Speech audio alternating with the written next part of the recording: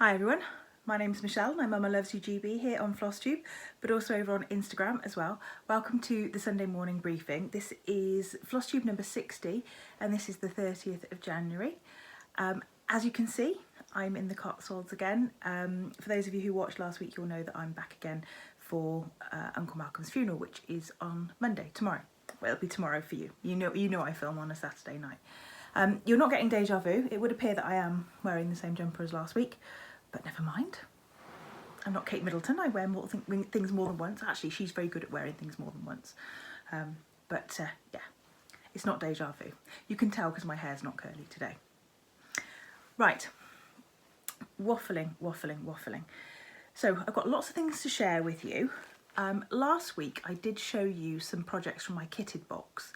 I'm not going to have time to do that tonight, but what I'm planning on doing is going through the rest of the kitted box tomorrow and then putting out another video. So I'll do a kitted parade, a proper kitted parade, rather than just a few on the end of this video, because there's not just a few, there's quite a lot more. I had a lady comment last week actually, and I think she was in some almost a sort of a distress for me. She was like, how do you cope with so many kitted things? And we're all different, aren't we? We're all different. Some people very much like to be completely monogamous or just have the project they're working on and then the next one queued up. Some people like to interchange around a few. I interchange around 60 different projects. And also I am very much of the opinion that cross stitching and actually collecting charts are two totally different hobbies. So if any of you are in the same boat, do comment below. It's always nice to find your tribe. I'm definitely of that mould. Would I like to be a little bit more monogamous and maybe have a few less things and maybe flit about a bit less? Yes. Is that going to happen anytime soon? No. And as much as I'm trying not to buy charts, and I said very, very boldly in my first video in January that I wasn't going to buy anything else unless it was a unicorn. I think I've already showed you that this is more of a sort of a slow withdrawal rather than cold turkey.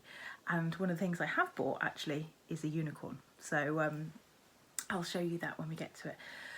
Thank you so much again to all those lovely folks who've bought me a coffee. And it really does feel actually like that kind of relationship where you would just kind of sit and have a coffee with someone. I know I don't know you and you don't know me, but it kind of feels like that. So it's like a friend's, a friendship thing, isn't it? So so thank you very much. I really do appreciate them. And thank you very much to all the subscribers as well. I am probably about 100 folks away from my 10,000 subscribers. So I'm really, really excited to reach that milestone. So fingers crossed. If there's anybody you know who doesn't watch the Sunday morning briefing, give them a bit of a nudge. And if you don't subscribe, then press that button. Right, let me show you what I have got here. I've got a finish, I've got a new start, two new starts actually, and I've got quite a bit of work done on various different things. So it's all here. It is ironed because we're at Mama's house and Mama's ironing board is always up, so that's much handier. So I'm going to start off with my finish. Something I probably should have finished a little while ago, but it's just didn't actually have very much left to do on it. And it's this one, And To All a Good Night, by Blackbird Designs, which is out of print, although I know everybody's got their fingers crossed that Blackbird are going to bring back some more of these designs, the ones that are out of print. So I used my own kind of colour conversion, and I will share that next week, or maybe I'll share it when I've got it framed. I have picked out a frame. It does require me to actually get the miter saw out and size it, so hopefully this will be my first resized frame. So I did change the colours slightly. My house is much more kind of Coronation Street brick red, which will probably mean more to those viewers in the UK than it will in the States, whereas the original house is probably a bit more pink, and then the kind of flowers and the pineapple on the door. I did toy with the idea of doing almost like a complete change and doing a Cotswold stone colour, because in the house, or one of the houses that I grew up in, just about half a mile away there is a house called Pineapple House, and above the door it does have a pineapple exactly like that, a beautifully carved pineapple. It's a lovely house. So really super pleased to have finished it. It is on a piece of 30 count Abecedarian, and I'm really pleased the way it's turned out. I haven't done the queen stitches. I did try them and I wasn't sure if I liked the way it looked, and I'm not sure I want them actually. I think I quite like it just like that. So there she is, all finished up. I can't wait to get it framed, and then I've got another piece up there to do something else with, because I really did enjoy stitching on that actually. I got it from a grab bag a long time ago from a D-stash, so yeah, I've had it for ages. Okay, I'm going to leave that to one side and try not to forget about it, because that's an exciting thing I've got to show you actually.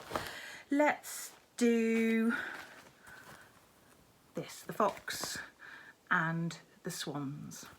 I've taken to actually doing a copy of these charts now, because I nearly trashed my fox one, and I would like to make them a giveaway when I finished everything, so I've started taking a copy.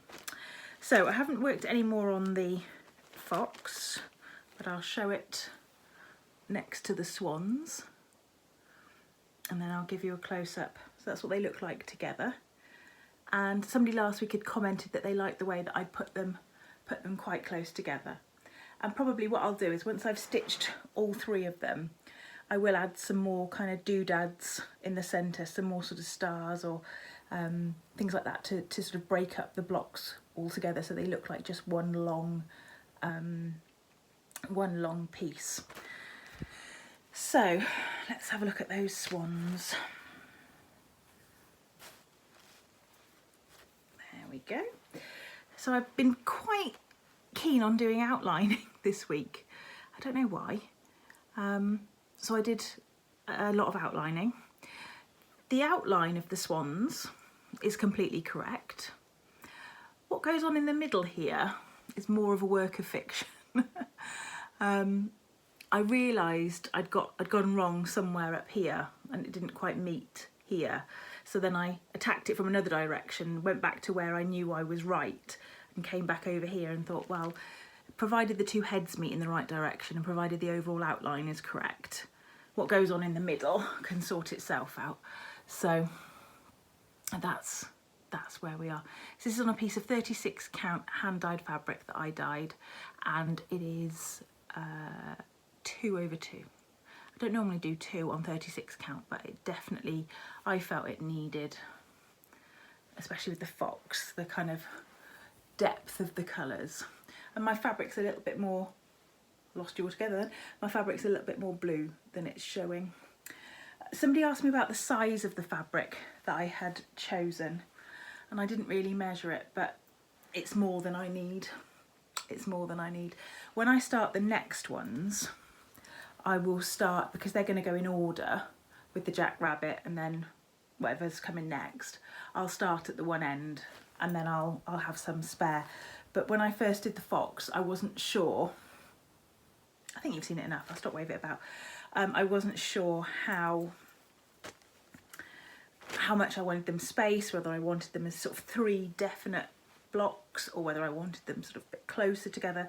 So now I've decided that I wanted them a bit closer together. I think I'd left, with my calculations, I think I'd left 1/2 inch or 1 inch in between them, or up to 1 inch, and I think I only did 5 stitches in the end, because I think I decided that I wanted them to sort of kind of blend into one another.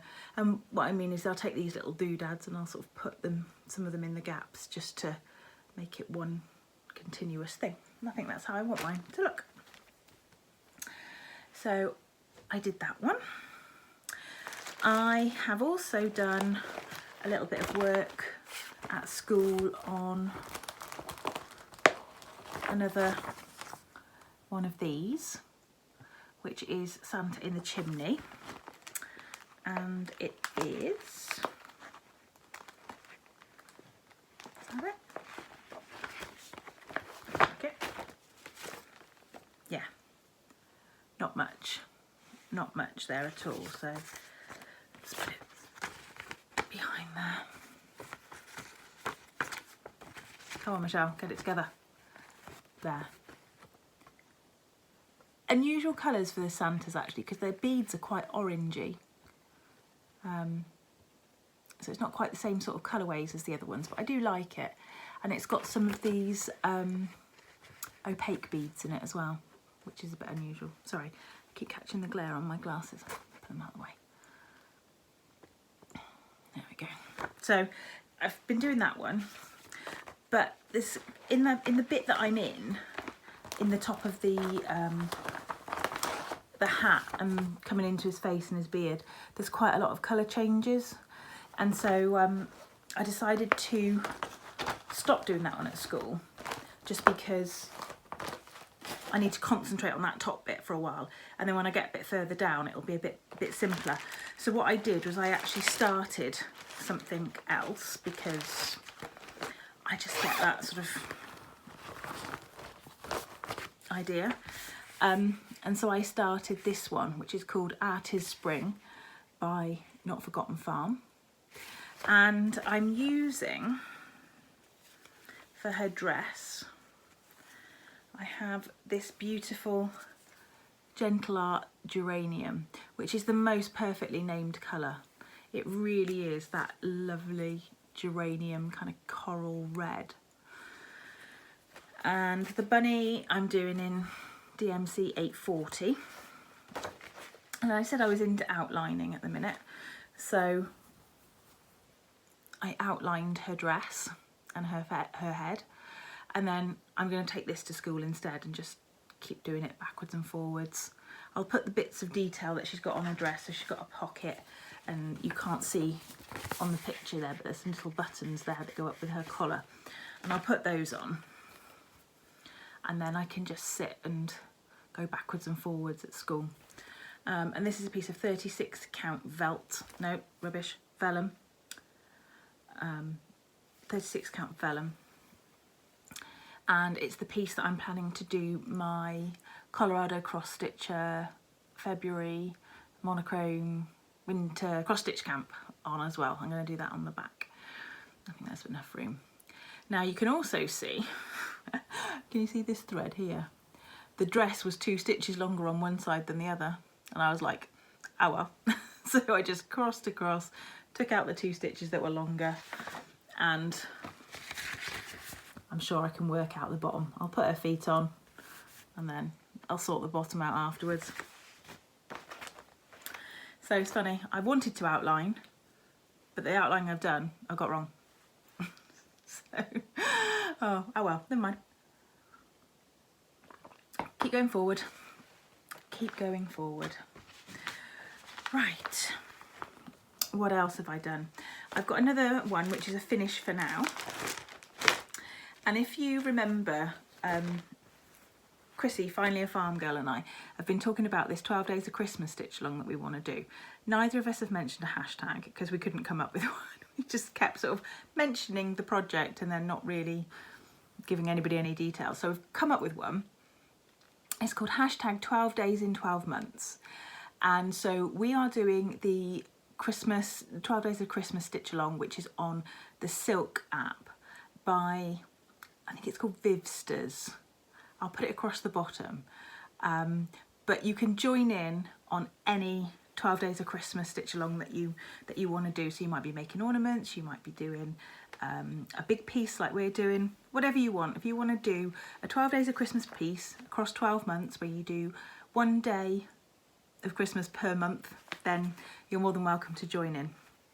So this is the first block, which is a partridge in a pear tree, and I have changed, it's all called for DMC, but I've changed the position of it a little bit, just in a couple of areas. So the pears, which actually show up better further away, they're supposed to have a green highlight, so I changed it more for a white highlight to make it stand out. And the background of the pear tree was too similar to the leaves, so I just picked one of the much lighter greens from the same colour palette and put it in there. Now the only thing I've got left to do, I'm saying it's a finish, but it sort of is really, I think I want to put a lighter yellow in the feathers there. It calls for the same red as is in the border, but I think I like it with a yellow. And then the middle of the borders, it calls for another red, and I think I might just leave that until the end and then choose a colour for the centres. I might even want to put white in them. I just wasn't sure that I wanted another red because it was really similar to the border red. So this is stitched on a piece of 36 count fabric that I hand dyed, and it is 1/2 this time. 1/2. Oh, my mum always has the heating on. It's roasting in her house. Actually, it's probably not. The heating's probably not on. It's just a darn sight better insulated than my house.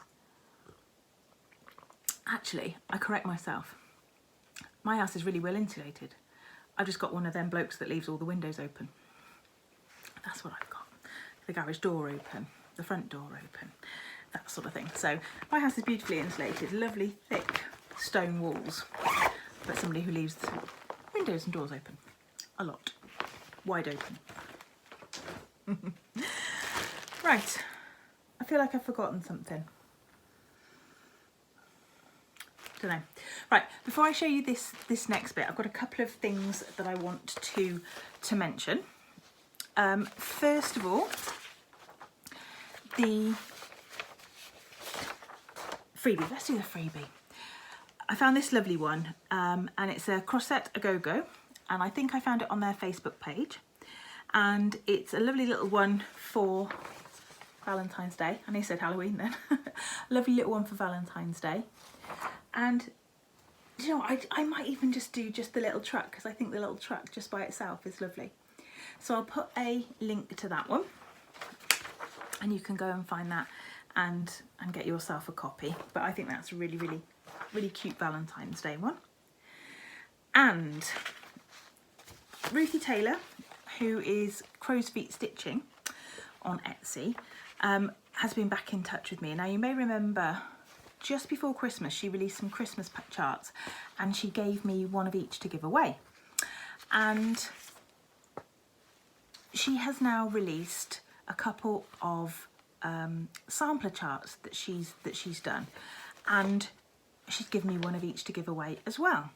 So I'm going to show you the two charts, and then I'll show you what you get kind of inside, so how her charts actually work out. So this is the first one. Now this is called Julina Coleman 1841,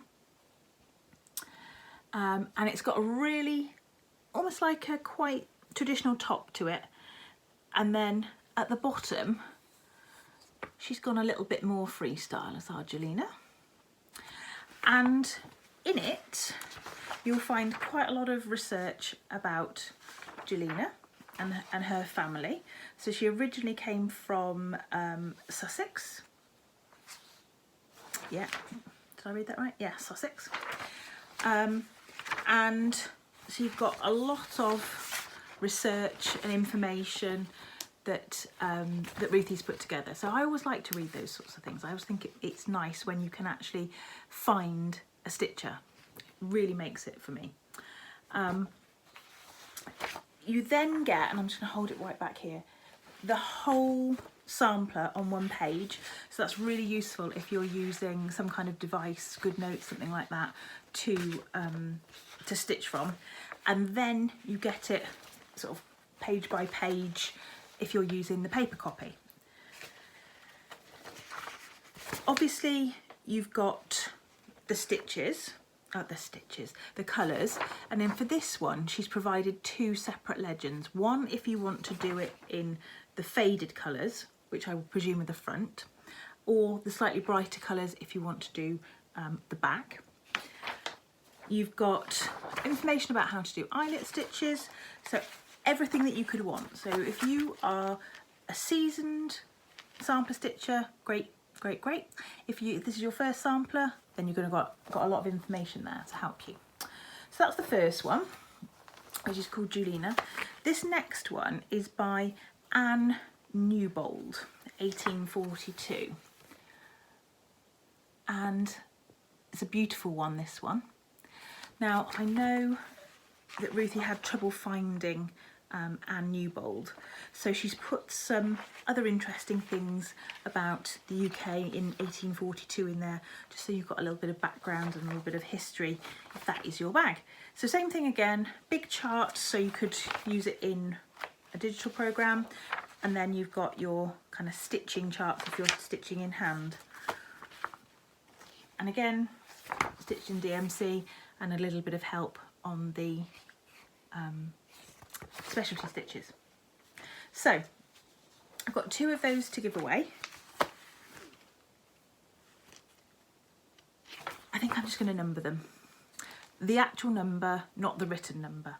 Okay, so if you would like this one, if you can put a 1, a number 1 in your comment, and if you would like this one, if you can put a number 2 in your comment, so the number 2. I know you know what a number 2 looks like. You have to be over 18 so that I can have your information to email these to you. You can be anywhere in the world for these because they're going to come to you as PDFs. Don't say giveaway, don't say freebie, but feel free to enter them. And I'm going to put all of Crowsfeet Stitching's information down below so that you can go and find them on Etsy, I'm sure it's Etsy, and Instagram. Perfect, perfect. I'm waffling again. We got carols today. I don't know if we've had carols before. We've got the Gloucester on here. The Gloucester, oh, excuse the lip gloss. The Gloucester is going to be this one here, actually. There, they've got a white stripe. Look at that, isn't that gross? A white stripe down their back, which is a dominant feature. And I'm going to be putting a Gloucester on my All Things Bright and Beautiful, All Creatures Great and Small, actually. Let's get the right phrase. Sampler, which I'm going to be stitching on this weekend because, as you know, it's in memory of my dad and his brothers, so it's a good time to stitch on it this weekend. Right. I also was contacted by a lady called Hilary, who has her own FlossTube channel, which is called Rustic Threads Stitching. And she was asking if I would help her get an idea out that she's had. So her idea that she wants to see if people would like to participate in is something called #StitchKitPass.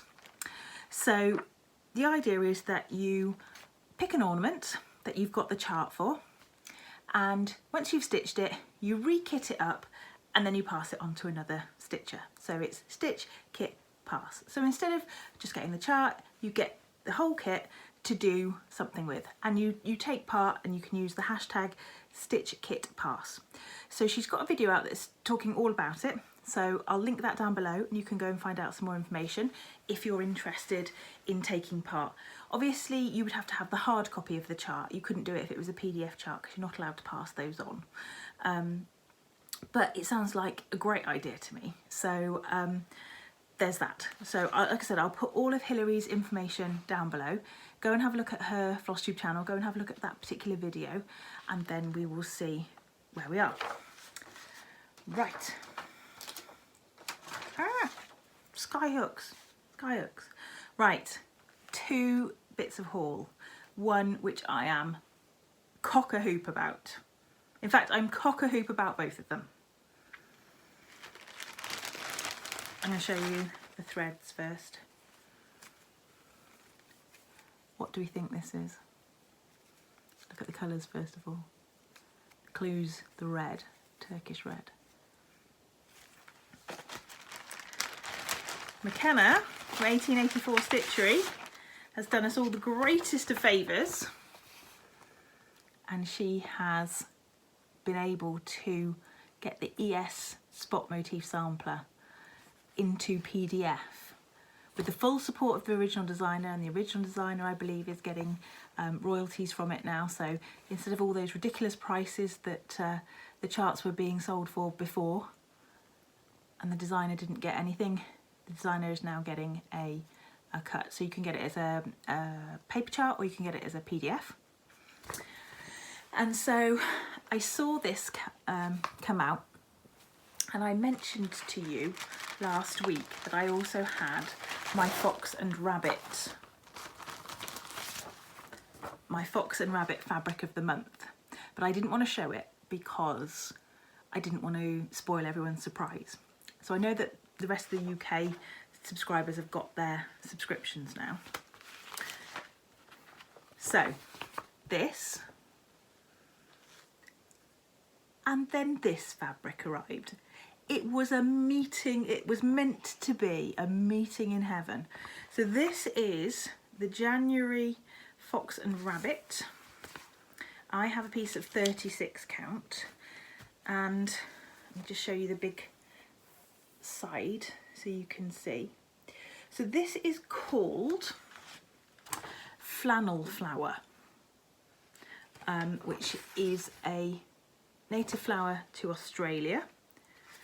The flannel flower has been chosen as the national symbol to promote mental health awareness in Australia, which is excellent.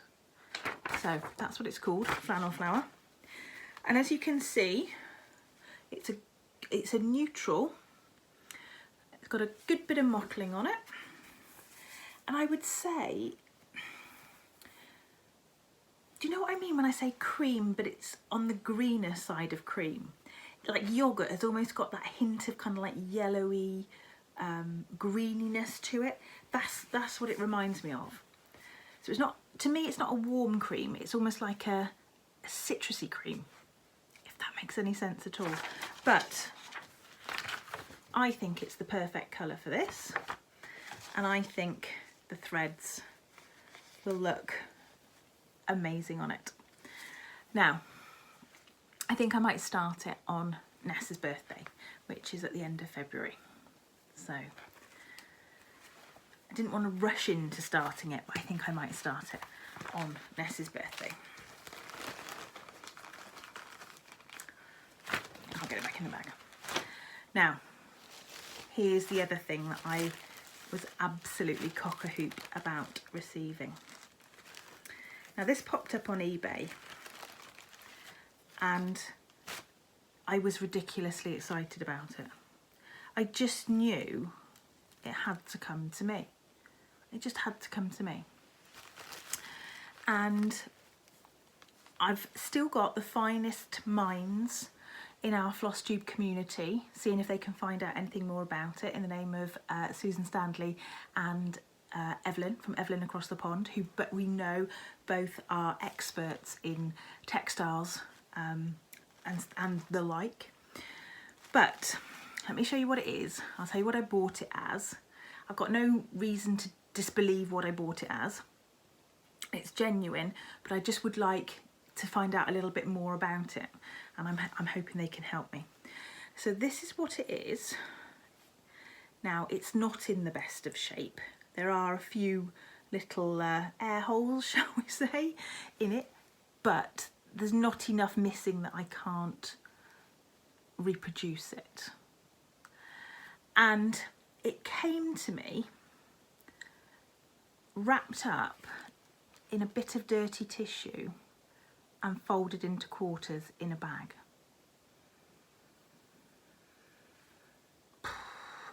If I'd have had pearls, I would have clutched them. So anyway, I am glad that she's come to live with me. So it was sold as a stitched bag, a deconstructed stitch bag, and we do have a little bit that's threatening to remove itself completely. Now, there's no, all the evidence points to the fact that it was literally just folded in half like this and sewn together like that, because there is some of the original thread used to sew it together. So unless we can find out any different, I believe it was just a little stitched pouch that would have sat on a table. There's no evidence that it was worn, unless it was meant to sit in the front of an apron or something like that. There's nothing other than the fact that it was actually sewn together. So if you've got any idea about what this is, please do let me know. If you've ever seen anything like it before, I would be super interested. So I'm just trying to make sure that that bit doesn't doesn't come away. So obviously on the front we've got the alphabet in capitals, and then we've got the numbers, and then it says, and this is the bit that I absolutely love about it, it says there are 9 parts of speech, 20,600 nouns, 40 pronouns, 8,000 verbs, 2,600 adverbs, 9,200 adjectives, 69 prepositions, 68 interjections, 19 conjunctions, 2 articles. So it's a little bit of a grammar lesson there, and it's by E. Watson, but she didn't ever put a date on it. There's no date on it here. Or it was for an E. Watson, because on the back you've got the lowercase alphabet in sort of a browny orange, and it says, "Remember, dearest Elizabeth, that the finest talents would be lost to obscurity if they were not cultivated," which I believe is a shortened version of quite a famous quote. It could be in obscurity actually, rather than to obscurity, because there's a great big hole there. But I am delighted to have this, absolutely delighted, and I can't wait to reproduce it. As I said, the thing that interests me most is, why is it this shape? Why? What was meant to go in it? Where was it meant to go? That it meant that that shape was really important. Because it probably would have been easier just to do it straight, but there's the reason. And so, as I said, that's why I've got Susan and Evelyn on the case. I did wonder if it was sort of almost like the bottom part of a bag and then there was a top bit to it, but there's no evidence that there was ever another piece of fabric sewn onto the top. So if you know what it is, please do let me know. And the last little bit. I was contacted by a lady called Alison who works in a needlework shop in America. And I'll put the name of the needlework shop underneath because I forgot to look at it. And she asked me, she wanted to get hold of this particular chart for a customer of theirs that was looking for it. And she asked me, there was a website, could I get it from this particular website? Because it was only showing on this particular website. And it's called Winter Bouquet by Cedar Hill Designs.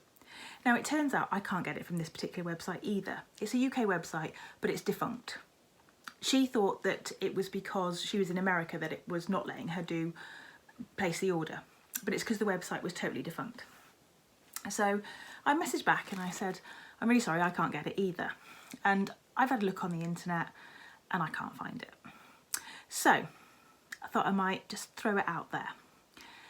If anybody has got a copy of Winter Bouquet by Cedar Hill Designs that they would either loan or they would sell to this customer from this particular shop, they either want to pass it on or they want to sell it, if you can just send me a message on Instagram, probably is the easiest, so DM me, I will pass your details on to Alison and we'll see if we can get this lady her chart, because I think it's out of print now, but she's very keen on trying to get hold of it. So if we can do a little bit of a good deed and match up a stitcher with a chart that she really wants, then that would be a really nice story. So if you've got it, you're willing to sell it, you're willing to lend it, you're happy to part with it, drop me a DM, I'll just pass your details straight on to Alison and then she'll be in touch with those people that are most suitable.